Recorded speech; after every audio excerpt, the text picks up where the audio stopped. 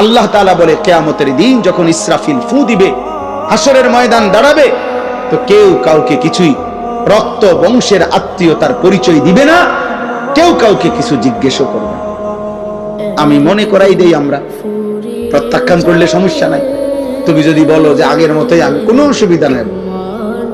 কোন দুই একজন মদখোর বাবা খোরের জন্য পৃথিবী আটকাবে না। সূর্য সূর্যের গতিতেই উঠে, সূর্য সূর্যের গতিতেই ডুবে, তুমি শেষ হয়ে গেল। আর কোন সিটার বাটপারের জন্য পৃথিবী কিচ্ছু থামে না, সে নিজে নষ্ট হয়ে যায়। এই আর কি। কার এত টাইম আছে কার লাগে কি খবর রাখে, কোথায় কোন মাল নষ্ট হইতেছে, এত খবর রাখার টাইম কোন, সময় কোথায়? এই জন্য আমরা প্রত্যেকেই বললাম, আল্লাহ তাআলা বললেন আম্মান হাদাল্লাযী হুয়া জুনদুল লাকুম ইয়ানসুরুকুম মিন দুনির রহমান।